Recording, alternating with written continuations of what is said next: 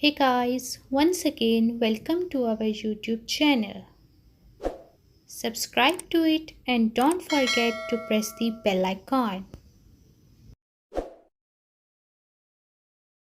Okay guys, आज हमारा जो टॉपिक है राइटिंग टास्क 1 का वो है प्रोसेस डायग्राम्स। जैसे कि मैंने आपको अपनी प्रीवियस वीडियो में बताया था कि टोटल हमारे पास राइटिंग टास्क 1 में 4 टाइप्स होती हैं रिपोर्ट राइटिंग की, जिसमें से एक ग्राफ विद ए ट्रेंड होता है, एक कंपैरेटिव ग्राफ होता है, एक प्रोसेस डायग्राम होती है और एक मैप्स होता है। कंपैरेटिव ग्राफ के बारे में मैंने आपको अपनी प्रीवियस वीडियो में लेक्चर दिया था और आई होप कि आपको बहुत अच्छी उसकी टिप्स और ट्रिक्स की अंडरस्टैंडिंग हो गई होगी। आज हमने बात करनी है another type of report writing which comes in writing task 1 of IELTS academic. So आज हमने बात करनी है प्रोसेस डायग्राम की। प्रोसेस डायग्राम जैसे कि अपने नाम से जाहिर होता है कि एक किसी भी चीज़ की मैन्युफैक्चरिंग का प्रोसेस या उसकी डिस्ट्रीब्यूशन का प्रोसेस, किसी भी तरह के प्रोसेस उसमें इंक्लूड होगा जिसके मुतालिक उन्होंने एक डायग्राम दी होगी कि वो चीज़ कैसे मैन्युफैक्चर होती है, देन कैसे वो उसकी जो है कलेक्शन होती है, देन किस तरह से वो डिस्ट्रीब्यूट होती है और अपने सिटीजन्स तक या लोगों तक पहुंचाई जाती है। तो जैसे कि अगर हम एक रियल लाइफ एग्जांपल ले लें टोमेटो केचप की, तो उसकी प्रोसेस डायग्राम भी कुछ इस तरह की हो सकती है कि टोमेटोज़ पहले फार्म से फार्मर्स कलेक्ट करे, देन फिर उनमें से अच्छों को, जो अच्छे टोमेटोज़ हैं उनकी सिलेक्शन करके उनको एक अलग जगह पे रखे, देन फिर उनमें से सिलेक्ट करके उनको डिस्ट्रीब्यूट किया जाए, देन फिर वो आगे जाएंगे अपने प्रोसेसिंग के लिए, देन वहाँ से उनका जो भी प्रोसेस होगा टोमेटो केचप बनने का वो उसी तरह से सारे प्रोसेस होंगे और देन फिर वो टोमेटो केचप जब बन जाएगा, जब वो प्रोडक्शन वहाँ से रिलीज़ होगा इंडस्ट्री से, तो देन फिर वो आगे जाएंगे सुपर मार्केट्स में और हाइपर मार्केट्स में, जहाँ से फिर लोग जो है उसको परचेज़ कर सकेंगे। So process diagram is basically like this. So process diagram को करने की भी उसी तरह की एक मेथड है, एक उसको भी उसी तरह करने की लॉजिक्स हैं जिस तरह मैंने आपको प्रीवियस वीडियो में कंपैरेटिव ग्राफ्स का बताया था। तो प्रोसेस डायग्राम जैसे कि अपने नाम से जाहिर हो रही है, कोई भी प्रोसेस इसमें इंक्लूड होगा, सो इसकी आइडेंटिफिकेशन ज़रा भी मुश्किल नहीं है, क्योंकि ग्राफ्स में तो स्टूडेंट फिर भी कंफ्यूज हो जाते हैं कि आया ये ग्राफ विद ए ट्रेंड है या कंपैरेटिव ग्राफ है, तो उसमें ज़रा सा इशू हो जाता है। लेकिन प्रोसेस डायग्राम में इस तरह कोई इशू नहीं होता। जिस भी चीज़ का आप देखेंगे इसमें कोई प्रोसेस बताया गया है तो वहाँ से आपको समझ आ जाएगी कि ये प्रोसेस डायग्राम है। तो प्रोसेस डायग्राम के भी उसी तरह एक फॉर्मेट है जैसे हमारे पास कंपैरेटिव ग्राफ्स का और ग्राफ विद द ट्रेंड का फॉर्मेट है। तो सबसे पहले जो है आपने इसका उसी तरह एक इंट्रोडक्टरी पैराग्राफ लिखना होता है। मींस आपको जो प्रोसेस डायग्राम में उन्होंने स्टेप्स दिए होंगे, जो छोटी छोटी पिक्चर्स दिए होंगे जिससे उन्होंने वो प्रोसेस सारा जो है वो समझाया होगा, बताया होगा, तो आपने उन सब को जो है वो अपने वर्ड्स में रीफ्रेज करके आपने एक इंट्रोडक्टरी पैराग्राफ लिखना है जो कि हार्डली 1 to 2 लाइन्स का होगा, इससे ज़्यादा नहीं होगा। उसके बाद फिर आपने 2 बॉडी पैराग्राफ्स लिखने हैं। अच्छा, एक चीज़ आपने याद रखनी है, हमारे पास ग्राफ्स जो होते हैं उसमें अगर आपके कंपैरेटिव ग्राफ्स आ जाएं, ग्राफ विद अ ट्रेंड आ जाएं या फिर आपके पास मैप्स आ जाएं, रिपोर्ट राइटिंग के टास्क 1 में अदर देन प्रोसेस डायग्राम आपके पास जो भी डायग्राम आ जाए, चाहे वो ग्राफ्स हों, चाहे वो मैप्स हों, जो भी हो, उसमें हमारे पास इंट्रोडक्टरी पैराग्राफ के बाद एक ओवरव्यू पैराग्राफ आता है। लेकिन प्रोसेस डायग्राम वो वाहिद ऐसी कैटेगरी है राइटिंग टास्क 1 की कि इसमें आपका ओवरव्यू पैराग्राफ नहीं आता। जस्ट आपने इंट्रोडक्टरी पैराग्राफ लिखना है और उसके बाद डायरेक्ट आपने बॉडी पैराग्राफ्स लिखने हैं, यानी एक पैराग्राफ होगा आपका body paragraph, then second paragraph body paragraph. Total 3 paragraphs होते हैं आपके पास प्रोसेस डायग्राम में। उसके बाद जो चीज़ आती है वो है कि आपने मोस्टली जो है वो प्रेजेंट सिंपल टेंस यूज़ करना है। आपने कोई भी, क्योंकि पास्ट की कोई बात ही नहीं हो रही, वो जस्ट उसके मैन्युफैक्चरिंग का प्रोसेस बयान कर रहे हैं, तो आपने भी प्रेजेंट सिंपल टेंस को यूज़ करना है और प्रेजेंट सिंपल की पैसिव वॉइस को ही यूज़ करना है। आपने स्टूडेंट जिसमें बहुत कन्फ्यूज़ हो जाते हैं कि वो पैसिव वॉइस की बजाय एक्टिव वॉइस लिख देते हैं और यहाँ से उनका बैंड स्कोर जो है वो डिडक्ट हो जाता है। सो आपने इस चीज़ का खास ख्याल रखना है कि जब एक प्रोसेस हो रहा है it means it's in present simple tense, तो आपने प्रेजेंट सिंपल टेंस को यूज़ करना है और सेकंड आपने प्रेजेंट सिंपल की ही पैसिव वॉइस को यूज़ करना है। उसके बाद जो मेन चीज़ है जिससे आपका बैंड बहुत जल्दी बूस्ट कर सकता है वो ये है कि use a range of linking words to join the stages together. ये बहुत ज़रूरी है। अगर आप लिंकिंग वर्ड्स को यूज़ नहीं करेंगे, यकीन माने आप जितनी भी कोशिश कर लें, आपका बैंड 6 से ज़्यादा क्या, बल्कि मैं तो कहती हूँ 5.5 से ज़्यादा ही नहीं आएगा, क्योंकि लिंकिंग वर्ड्स बहुत वाइटल रोल प्ले करते हैं आपके बैंड्स को बूस्ट करने में। सो आपने लिंकिंग वर्ड्स का खासा ख्याल रखना है, और जो लिंकिंग वर्ड्स आपको सबसे अप्रोप्रिएट लगते हैं आपके सेंटेंस के अकॉर्डिंग, आपके स्टेज के अकॉर्डिंग, आपने वो यूज़ करने हैं। और आपने मिनिमम 150 वर्ड्स लिखने होते हैं, क्योंकि जैसे मैंने आपको पहले भी बताया कि राइटिंग टास्क 1 में आपके पास जस्ट 20 मिनट्स होते हैं और आपने 150 वर्ड्स का ऐसे ही लिखना होता है। सो इससे ज़्यादा इसको टाइम ना दीजिए, क्योंकि राइटिंग टास्क 2 इससे डबल होता है और उसके बैंड्स भी इससे डबल होते हैं। सो यहाँ पे मैंने आपको कुछ लिंकिंग वर्ड्स की जो है वो जस्ट एक आइडिया के लिए आपको कुछ एग्जांपल्स मैंने बताई हैं कि हमारे पास लिंकिंग वर्ड्स होते क्या हैं जो प्रोसेस डायग्राम में यूज़ होते हैं। जैसे कि हमारे पास फर्स्ट ऑफ ऑल हो गया, सब्सिक्वेंटली हो गया, the first step is that हो गया, फाइनली हो गया, after that, the next step is that, to begin with, at this point. So इस टाइप के जो हमारे पास वर्ड्स होते हैं उनको हम लिंकिंग वर्ड्स कहते हैं। और ये वर्ड्स आपने कहाँ पे यूज़ करने होते हैं? अपने बॉडी पैराग्राफ में, जहाँ पे आप सारे प्रोसेस को अपने वर्ड्स में डिस्क्राइब कर रहे हो कि पहले ये हुआ, तो हम सबसे पहले लिखेंगे कि फर्स्ट ऑफ ऑल, यानी जो स्टेप था वो हुआ।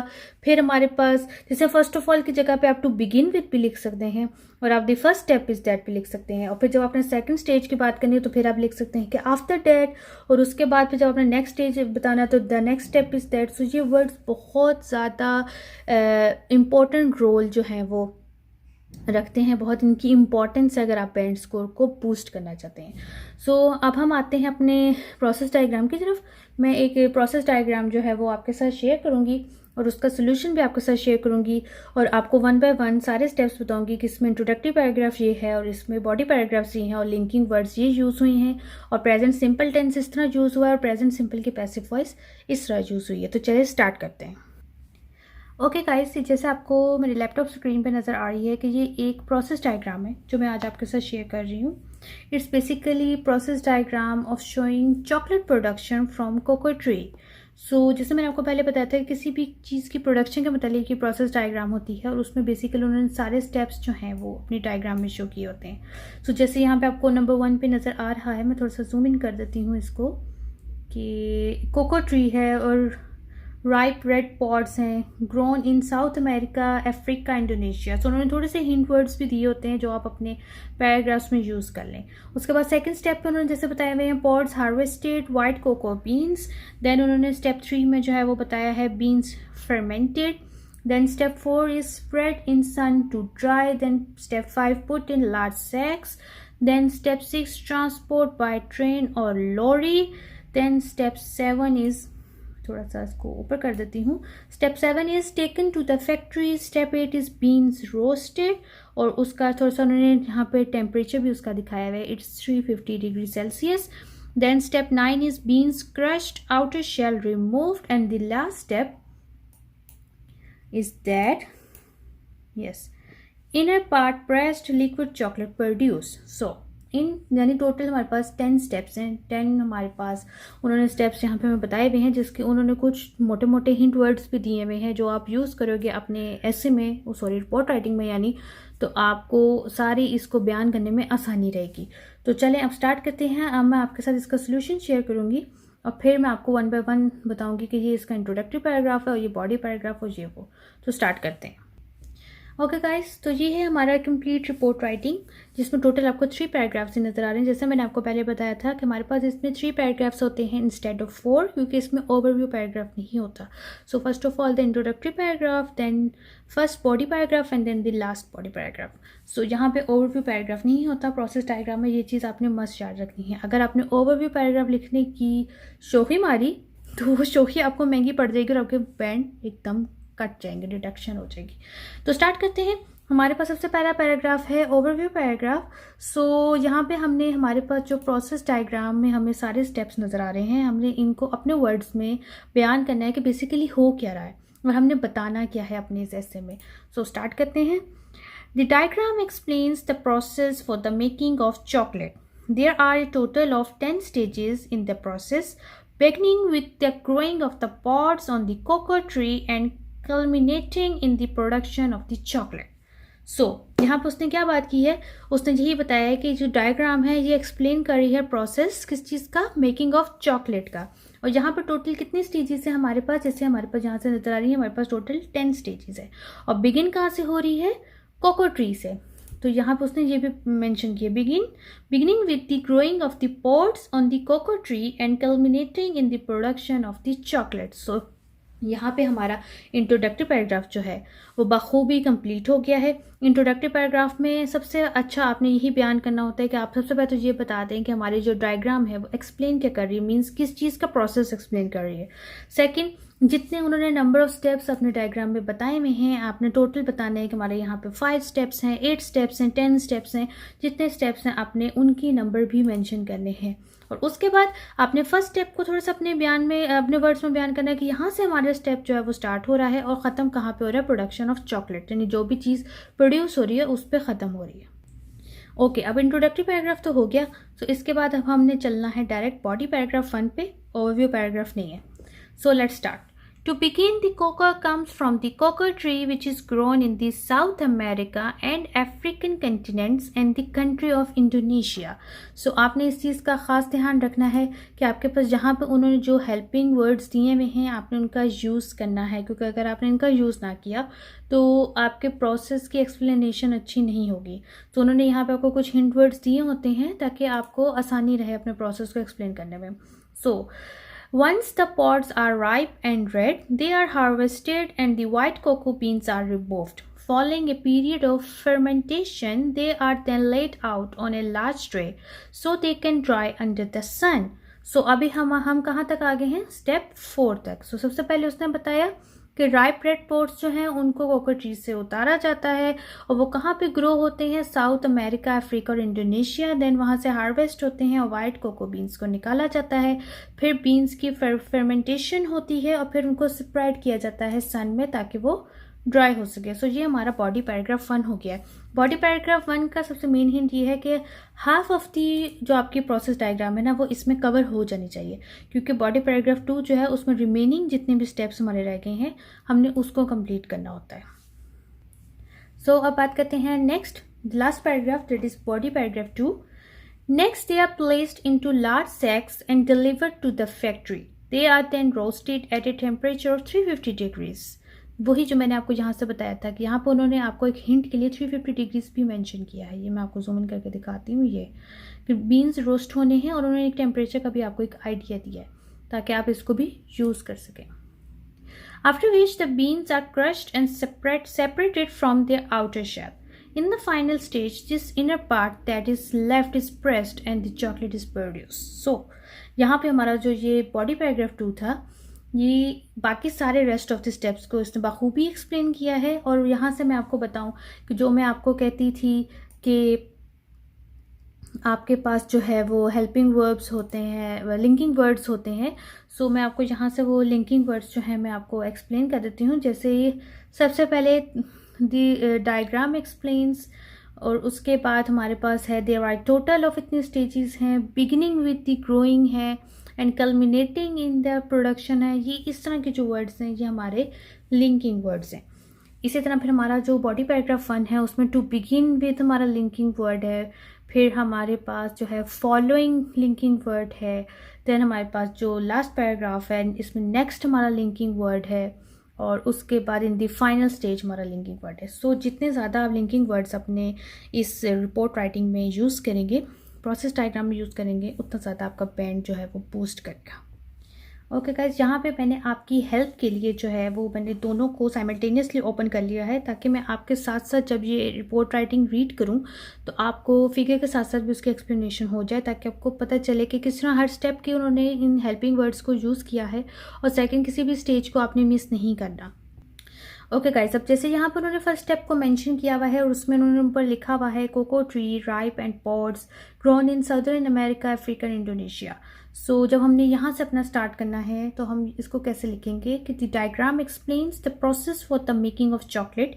There are total of 10 stages in the process, जैसे हमें 1 to 10 नजर आ रहा है। Beginning with the growing of the pods on the cocoa tree and culminating in the production of chocolate. यहाँ से हमें ये भी अंडरस्टैंडिंग हो गई है। अब हमने बॉडी पैराग्राफ की तरफ आना है। To begin with the cocoa comes from the cocoa tree, जैसे यहाँ पे उन्होंने कोको ट्री का हमें दिया हुआ है हिंट। उसके बाद उन्होंने क्या लिखा है, which is grown in the south America and Africa, African continents and the country of Indonesia. बखूबी उन्होंने इन तीनों वर्ड्स को, जो यहाँ पे ये तीनों वर्ड्स लिखे हुए हैं, इसको यूज़ किया है। Once the pods are ripe and red, they are harvested and the white cocoa beans are removed. So ये second step के बारे में बात हो रही है, जहाँ पर उन्होंने pods harvested और white cocoa beans का बताया हुआ था नीचे. Following a period of fermentation, यानी अब step 3 की बात कर रहे हैं, they are then laid out on a large tray. जैसे कि हमें यहाँ पे डायग्राम से अंडरस्टैंडिंग हो रही है कि बड़े सारे ट्रे में वो सारे रखे गए. So they can dry in the dust sun. So यहाँ पे वो स्टेज 4 पे आ गए, जहाँ पर नीचे लिखा हुआ है separate in the sun to dry. So अब हमारा जो लास्ट पैराग्राफ है, इट मीन्स उसमें सारी जो 5 से लेकर 10 तक के स्टेजेस हैं इसको कवर करना है. Next, they are placed into large sacks and deliver to the factory. यहाँ पर उन्होंने लिखा हुआ है पुट इन लार्ज सैक्स. तो आपने सेम उनके वर्ड्स यूज नहीं करने, आपने उनके रिफ्रेज करके अपने वर्ड्स में लिखने हैं. Next, they are placed into large sacks and delivered to the factory. They are then roasted at a temperature of 350 degrees. So, इसने यहाँ पे जो स्टेप 6 है और स्टेप 7 है इसको इसी के अंदर ही यूज़ किया है, लेकिन आपने इसको मिस नहीं करना. ये उसने जो है वो ट्रांसपोर्टेड बाय ट्रेन और लॉरी यूज़ नहीं किया, लेकिन अगर आप इसको भी यूज़ कर लेंगे तो ये ज़्यादा अच्छा हो जाएगा. अच्छा जी, हम कहाँ पे थे? 350 degrees. After which the beans are crushed and separated from the outer shells. तो यहाँ पे जो ये 350 डिग्रीज है इसको भी आपने यूज़ करना है कि बीन्स रोस्ट होते हैं किस टेम्परेचर पे? 350 डिग्रीज पे. और उसके बाद उनके आउटर शेल्स से जो है वो उनको सेपरेट किया जाता है और क्रश किया जाता है. और इन द फाइनल स्टेज, यानी they are now talking about this stage 10, this inner part that is left is pressed and the chocolate is produced. So इस तरह आपने सारे स्टेजेस को एक साथ लेके चलना है, किसी भी स्टेज को आपने मिस नहीं करना. सो आई होप कि आपको ये मेरी प्रोसेस डायग्राम जो है इसकी भी अंडरस्टैंडिंग बन गई होगी. आपने इसमें प्रेजेंट सिंपल टेंस में रहना है और सेकंड आपने प्रेजेंट सिंपल की ही पैसिव वॉइस में रहना है, एक्टिव वॉइस को यूज़ नहीं करना. और आपने इसमें जो है वो लिंकिंग वर्ड्स जो हैं जैसे to begin, next, in the final stage, following this, इस तरह के जो वर्ड्स हैं आपने इनको खासा यूज़ रखना है ताकि आपका बैंड एकदम जो है वो बूस्ट कर सके. और सेकंड जो है आपने इसमें 150 वर्ड्स ही लिखने होते हैं, इससे ज़्यादा इसको टाइम ना दीजिएगा, वरना आप अपने राइटिंग टास्क 2 के लिए बहुत कम टाइम छोड़ेंगे. तो आज का लेसन हुआ कंप्लीट. नेक्स्ट वीडियो का वेट कीजिएगा और तब तक अपनी टीचर को दीजिए इजाज़त. नेक्स्ट टॉपिक के साथ, next secret tips and tricks के साथ बहुत जल्द हाजिर होंगी. Take care. Subscribe to our channel and don't forget to press the bell icon. I hope you like my video. Next video का ज़रूर इंतज़ार कीजिएगा. Take care. Bye bye.